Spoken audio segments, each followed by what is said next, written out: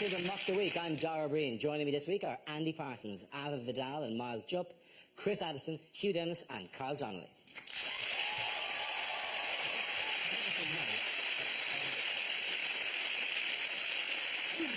We start with a round called Headliners. Here's a picture of the Chancellor of the Exchequer, George Osborne, pounding the streets recently. But what does CFIP stand for? Is it just a list of things that will be affected by the cuts? Is it children, families, industry, people? Is it, in fact, his security code name, Charlie Foxtrot Irritating Prick? Is it chipolata found in pocket? Is it a recipe that he's just thinking of cooking that night? Is it caviar and fig-infused partridge? Is it cops find iPhone pervert? I reckon it must be a clever fellow in plimsolls. Is it just pointing out what he's going through, which everyone goes through when they jog, which is clammy forehead, itchy privates? Is it all part of his health regime? Is it Chancellor's finger inspects prostate? Hey, all men over a certain age should have their prostate checked. That's just something we at Mock the Week support.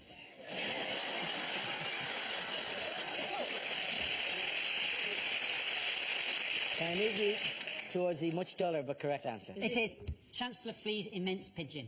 Yeah.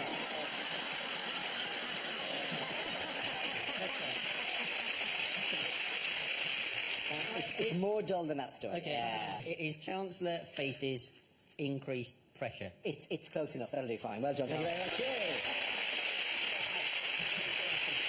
Yes, the answer I was looking for was Chancellor facing increasing pressure. This is the news that Chancellor George Osborne is under increasing scrutiny as the British economy fails to improve. He also faces calls for an immediate implementation of new banking reforms and renewed arguments over the 50p tax rate.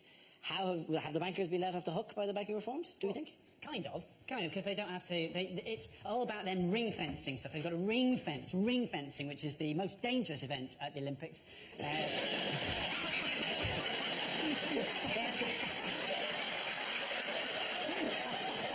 I am totally representing Britain.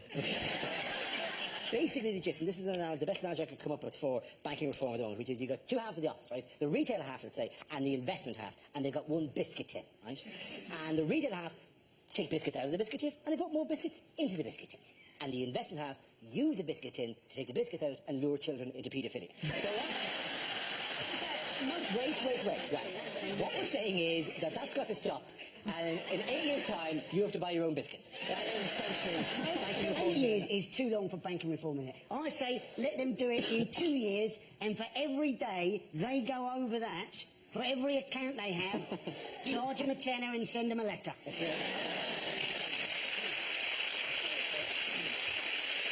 thing is that we all get very kind of wound up about it, but none of us ever change banks. Do we? We could easily change bank. How did you choose your bank in the first place? Because I went into Lloyd's, I think, first, and they wouldn't accept my passport as a form of identification. Genuinely, I went in with an Irish passport, and the man went, don't think so. And I went off, and I came back and said, I'm afraid we can't accept this. And I showed him visas to China, and played that going, well, the Chinese government accepted this as a form. And he went, oh, well, Lloyd's. And he sang the song, Perhaps the best way to stop the bankers doing anything with our money is to make them, every time they want to do something, they have to go through a password check. And the question is what their mother's maiden name is, and they'd never be able to answer it because they're all bastards. It's amazing how many people in Britain's password is actually the word password. That is how stupid a lot of people in Britain are. So if you ever want to crack a code, try password as the first one. Why would anybody have a password? I mean, that's just stupid. Mine is 6791. You're right, that's much easier to remember, Hugh. Thank you very much. Vince Cable has said he's not happy with the 8-year time frame for the banking reforms. But let's face it, Vince Cable isn't happy with any 8-year time frame for anything, because he's worried he'll be dead.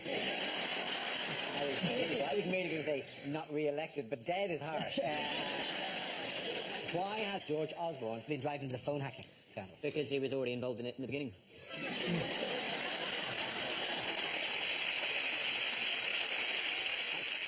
He was formerly friends with someone who ran a prostitution distribution business. This lady claims that she and George Osborne took cocaine together. George Osborne, he strenuously denies taking prostitutes' cocaine. And possibly all other forms of cocaine. We have to legally say that there was no... that he strenuously denies it. But she linked him to phone hacking. How, my friend? Because her number was in Glenn Mulcair, the private investigator, engaged by the News of the World to listen to everybody in the country's phone calls. It was found in his file.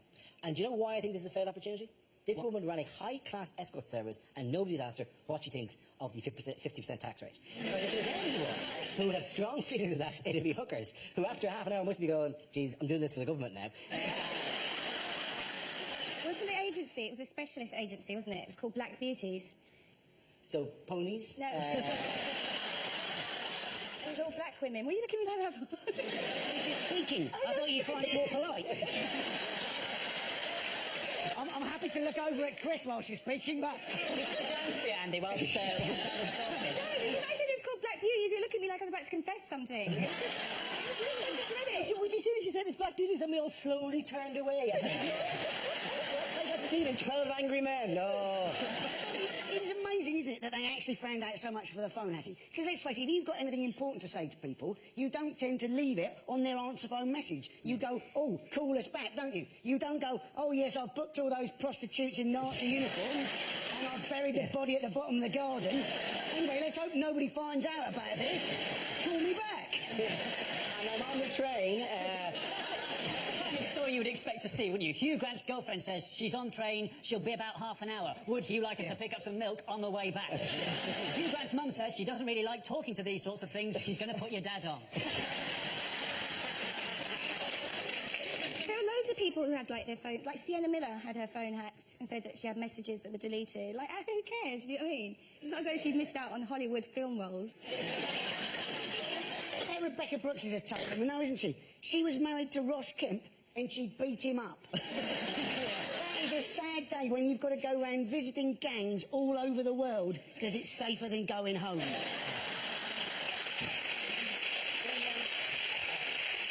Well, there was another one, wasn't there, phone hacking this week? There was, yeah. Which was David Blunkett, yeah. wasn't it? And do you know how they know it was David Blunkett? Because when the phone's answered, there's a dog saying, Dave, it's for you, mate. Surely he's one of the only ones who didn't need to sort of hack. You could just sneak up and just stand next to him.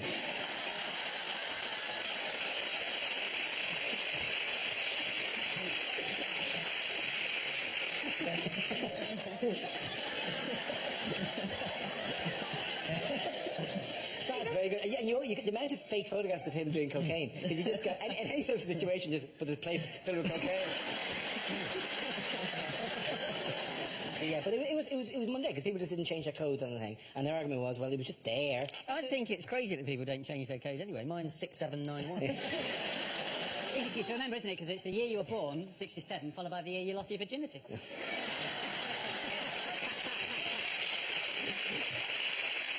well, I'm pleased about that because you've made me slightly younger than I actually am.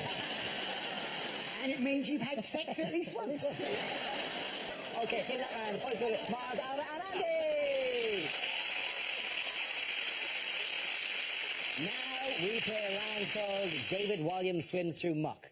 This game involves Alba, Carl, and Miles, so if you could make your way to the performance area, please.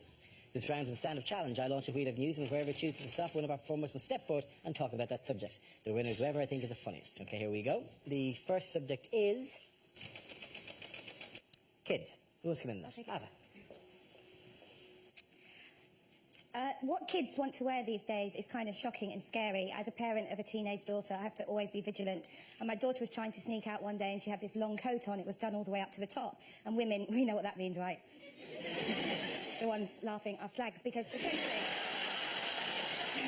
essentially what that means is, it means you're going out half naked, you don't want your mum to see your outfit. So I went, hold it, lady, open the coat. And she opened it. I went, there's no way in hell you're leaving my house dressed like that, because she'd squeezed herself into this lycra mini dress and it was all cleavagey and it had cut-out bits down the side. I was like, did I say you could borrow that?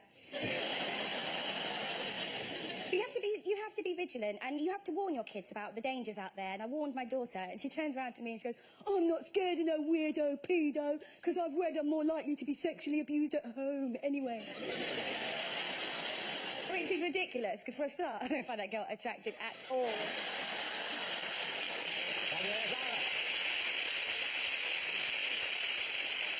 Okay, let's spin the wheel again. And the subject is health. Who wants to come in on that? Miles. Okay, well, health. I have recent experience of the medical profession. My wife and I, we have a little baby, and we had a home birth. If you mention the idea even of a home birth to people of an older generation, they're always instantly terrified, but that's just a generational thing, like racism and not indicating on roundabouts. They don't realise there's another way forward. But I myself, I have to say, quite nervy about the idea. On the one hand, I thought, is our sitting room really the safest place for us to have a newborn child, right? On the other hand, I did think it would be an excellent opportunity for us to get some new carpets. Perhaps take advantage of our extremely comprehensive home and contents policy. I waited till the head was showing. You've got to be sensitive. And then I tiptoed into the next room and got straight onto the phone to our insurance people. I was excited. I was giving all the measurements I'd done months ago, but there were, a lot of questions. They asked a lot of questions, the insurance people. They wanted to know why my wife had attempted to give birth in every room in the house. Thank you very much. Okay, that leaves us with Carl. Let's see what you've been able. Let's spin the wheel. The subject is marriage. Away you go. Right, I recently got married, and it's actually all right. People moan about it. I think it's quite good. The only downside I've found is I now get extra guilty when I mess up, which I didn't know about. But I learnt this in a baptism of fire when 2 weeks after we got married, I accidentally punched my wife in the face. It sounds worse than it is. I'm not making light of domestic violence. She went to make me a cup of tea, right? Normal sort of stuff. It was her round, right? And I was sitting in the front room watching TV, and I had a fight with a fly. Do you know when a fly is getting around your head and you can't get it? That happened for 5 minutes. She then came back with the teas, and it disappeared. So I thought, I'm not going to tell her. Let's just get on and drink these teas, right? We give it like 5 minutes to cool. Average tea cooling time, right? These teas are ready to go. She leans for her first sip, but I don't see that, because half a second before she leans, I spot that fly again. And he's coming from the corner of the room, so this time I know what I'm going to do. I'm not going to look at him, I know he's there, right? I'm going to play it cool. I'm just going to carry on watching the TV. When he gets about there, I'm just going to go, right? I'm in the zone. I'm so in the zone, I don't see my wife lean into the flight path, right? She leans for her first sip of tea, and out of nowhere, I go,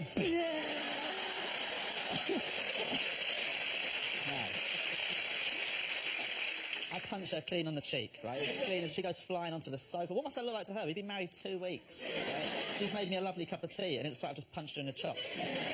She's crying on the sofa. I started crying. I've just punched my new wife. And it took me like 5 minutes to calm her down and explain about the fly. And to this day, I just can't believe she bought it. Well, the boys there for Anna and Miles. Our next round is called If This Is the Answer, What Is the Question? On the board are 6 categories. Miles, which category would you like? Sport, please. Okay, your category is sport. The answer is 6.5 weeks. What is the question? How do you express 45.5 days in weeks? Is it how long before Wayne Rooney realises they've sellotaped a hamster to his head? Is it how early do my parents get to the airport, just in case? Is it, what is the age of Lidl whiskey? This whiskey is from late June. Is it how long will we all get to enjoy retirement for before we die under the new pension rules? Is it what is the amount of time between Kerry Katona earning a massive amount of money and declaring herself bankrupt again? What was the previous British 10,000 metre record before Mo Farah came along? Is it how long in the average year does the Queen spend trying to train a corgi to ride in a motorcycle pyramid? Is it how long is Doctor Who's Tadger?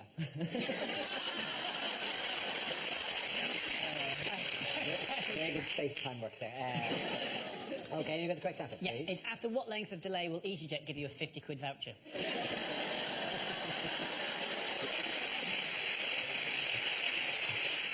Okay, correct answer if you can, please. Is it what the teacher said when a boy called Weeks got 6.5?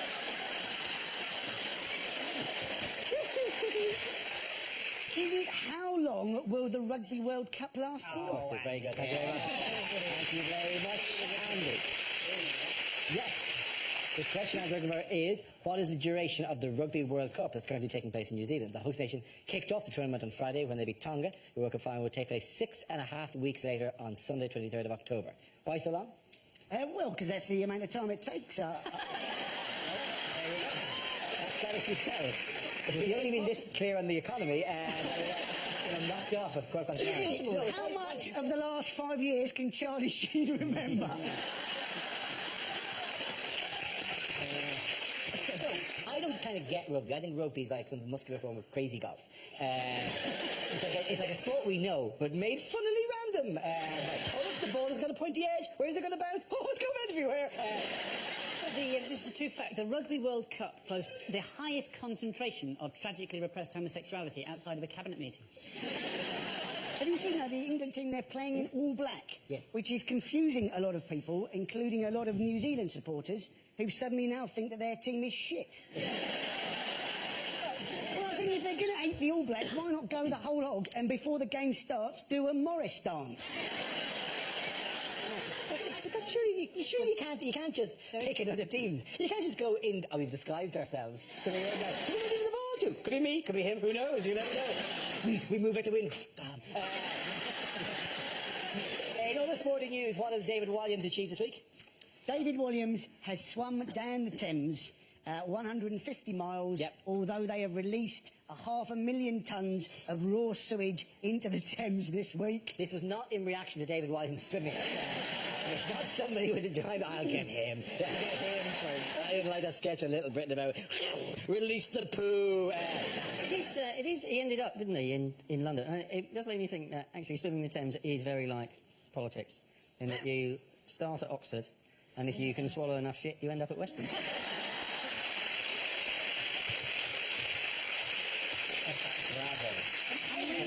You get to snog a supermodel. Yeah. Did she kiss him straight away? She probably said, "Oh, darling," wipe the face. She's Dutch. She'll be fine.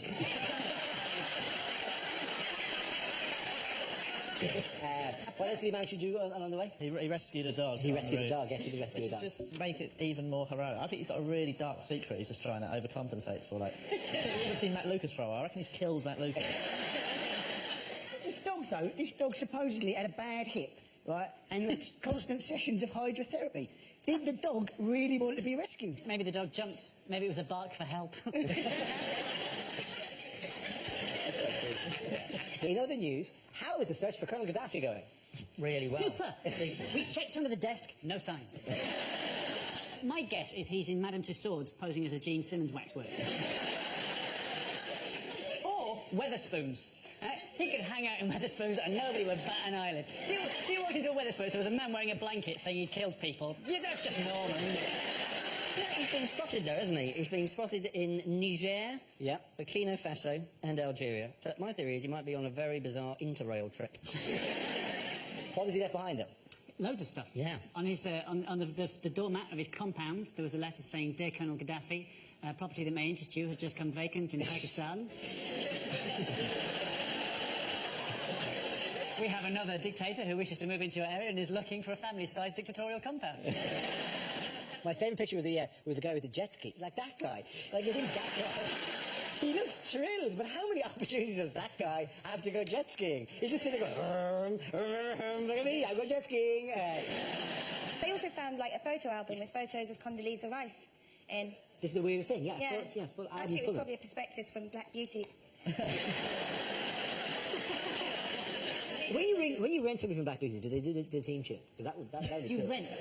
Is that how you see it?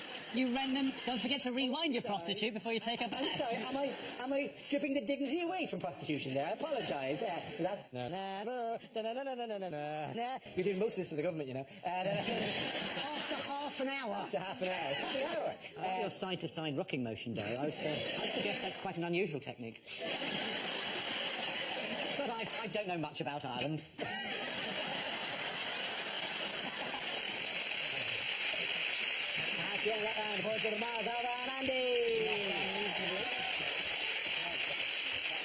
Now we come to scenes we'd like to see, so if everyone can make their way over to the performance area, please.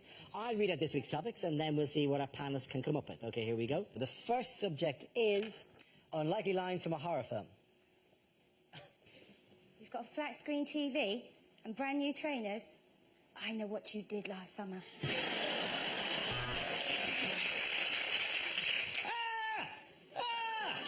I'm sorry, it's just you look nothing like your photo in Match.com. Is there anybody there? Can you hear me? Is there anybody there? This is the Christian O'Connell Breakfast Show.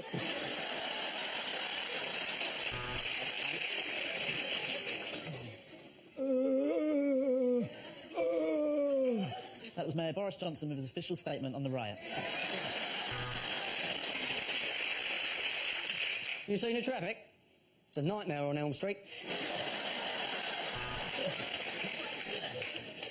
And now, Alan Bennett's long-awaited remake of the Texas Chainsaw Massacre, the Nantwich Leaf Blower kerfuffle.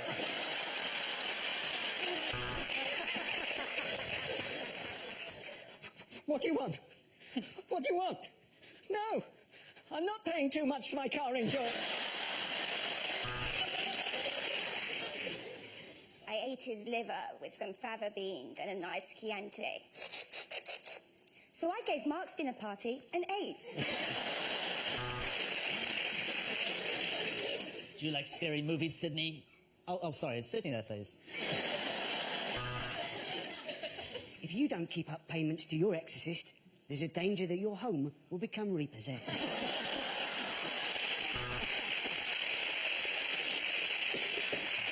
Ha! Joke's on you, Dracula. I've got AIDS.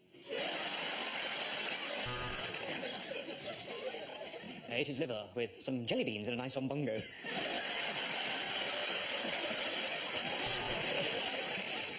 I've seen the ring! I wish that builder would pull his trousers up.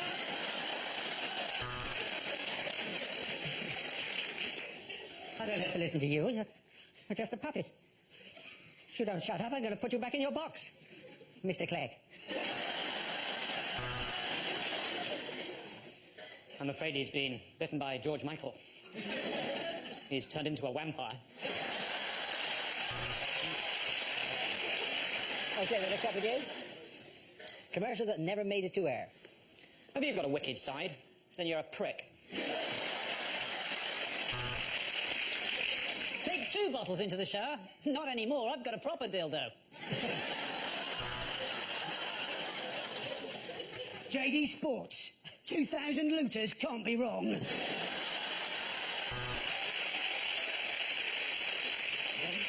Do you suffer from dull, lifeless hair? Don't worry, Andy Parsons will buy it off you.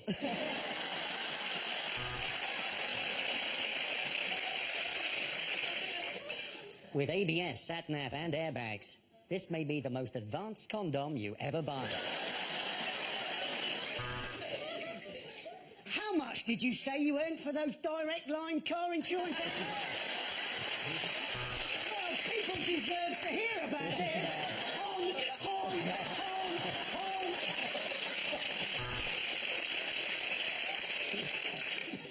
Dara O'Brien. We work, so he doesn't have to.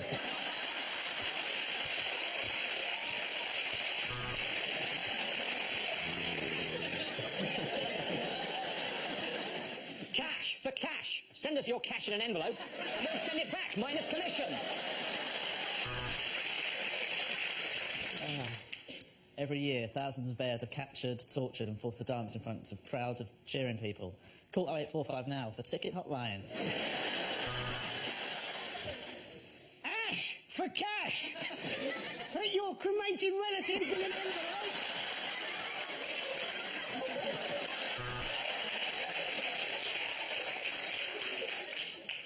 Got that bloated feeling? I am glad that he was dead in a week. Smash for cash. Put in mashed potato in an envelope.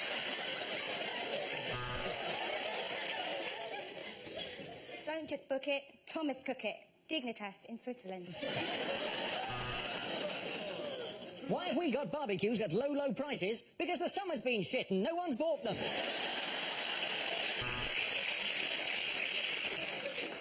At the Dogs Trust, we never put down a healthy dog. But the minute one coughs, it's in the Thames.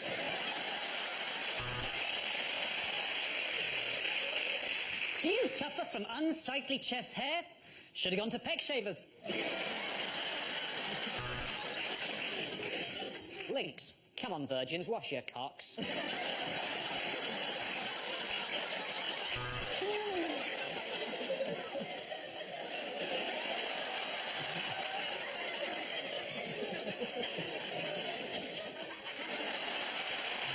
Okay, at the end of that round, points for the Christian car.